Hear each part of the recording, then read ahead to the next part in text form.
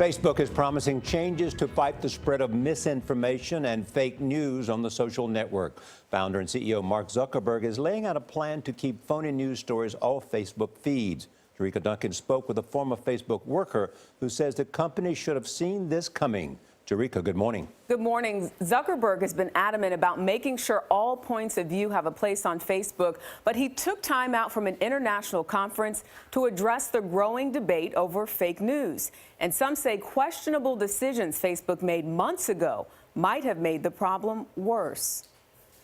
Facebook CEO Mark Zuckerberg told global leaders in Peru he wants to connect the world. You can take any system in the world and make it much, much better than it is today. But even as he demonstrated virtual reality to Peru's president, he was forced to deal with a more troubling reality back at home, the seemingly unchecked proliferation of fake news on the site.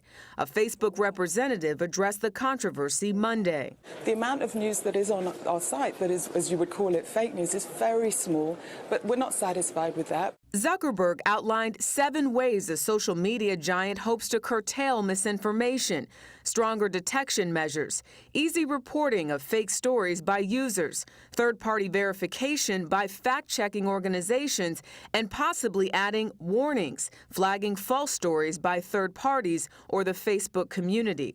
But critics say Zuckerberg's proposed fixes are too little, too late.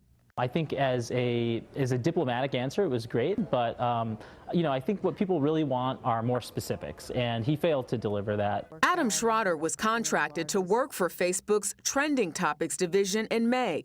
He says he was laid off 4 months later, and the division was eliminated. In your opinion, should Mark Zuckerberg have seen this coming?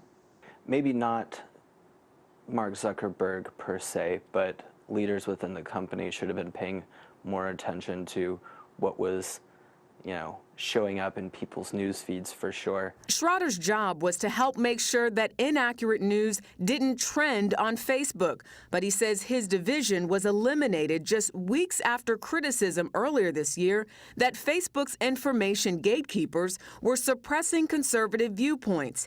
He says his division could have helped minimize the amount of fake news. By stopping fake news from trending, you're likely to stop fake news from spreading further. And I think that one of the biggest principles of journalism is making sure that people have truthful, accurate, and fair news. I asked Schroeder how much personal responsibility we as Facebook users should bear in making sure the news we share is accurate. He told me it's unrealistic for everyone to fact-check all the news on their feeds, so he says it's up to the distributor, in this case Facebook, to step in.